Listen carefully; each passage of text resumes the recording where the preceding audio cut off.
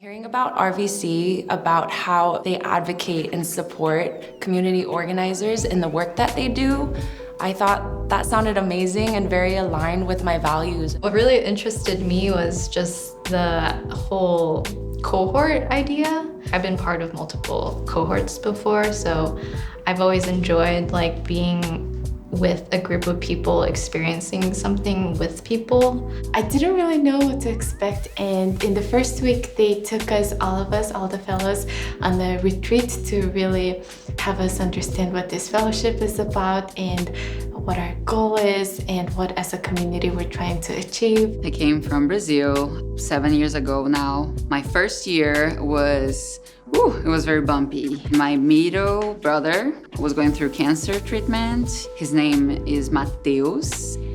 And within a month of the fellowship, he passed. And RVC was such a supportive place to be during this time in my life because they knew, you're in deep grief right now.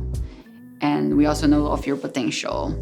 And we are here for you. When I started at DRCC as a volunteer, I was doing a lot of organizing for events, but it was completely different. I just kind of went off of what do we need for a party?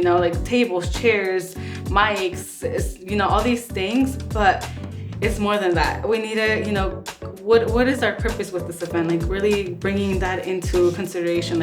Are we trying to educate? Are we trying to inform? Are we trying to get feedback? What is it that we need? And I think that's what RVC taught me, is to be really critical about what I'm doing at work and really thinking. End of February, we decided to put together an event to talk more about what reproductive justice means. The name of the event was We Are Abundant. At Surge, we really believe in using empowering language to talk about us and our communities. We Are Abundant happened in March, and it was absolutely a success because we had so many amazing people coming through.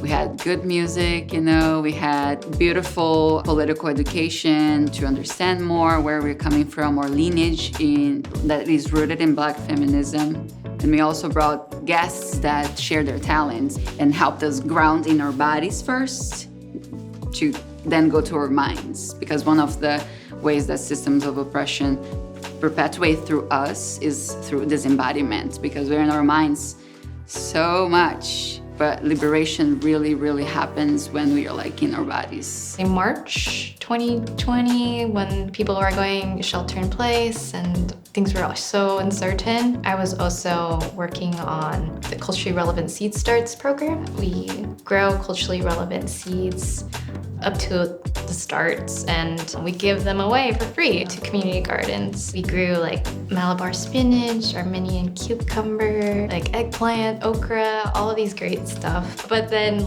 everything closed, and we were well, how are we gonna access the greenhouse? And so I had to be really creative and ask people to grow the things at their homes. And so we were able to grow about 2,000 culturally relevant seed starts. So that was a big highlight for me. Going through the uncertainty and just being creative instead of losing hope, I think it was just also a great gift to community gardeners, especially at a really hard time. Nature Conservancy is a global organization, so I kind of wanted to take advantage of that and connect that with back home because I'm from Mongolia. I was born and raised there, and my organization was really supportive of it, and I connected with the Nature Conservancy's Mongolia chapter. They were really glad that a Mongolian was working for Nature Conservancy in Seattle, so they invited me to help with this project called Project Finance Permanence. I wrapped that up in June, and that was a really cool experience. At Totem Star, a project that was really, really special for me was a showcase, an annual showcase called Winter Magic. We bring out a whole bunch of Totem Star artists, and they perform, and all of the community shows up at Youngstown Cultural Arts Center. And it was beautiful. It was one of my first big projects with Totem Star. I think what made it special is all of that work coming together, seeing all of the artists collectively share wholeheartedly themselves and their music to the audience, to see all of the artists celebrating one another, witnessing each other, hyping each other up. I think that energy is something that's so powerful, so unforgettable, and something so special.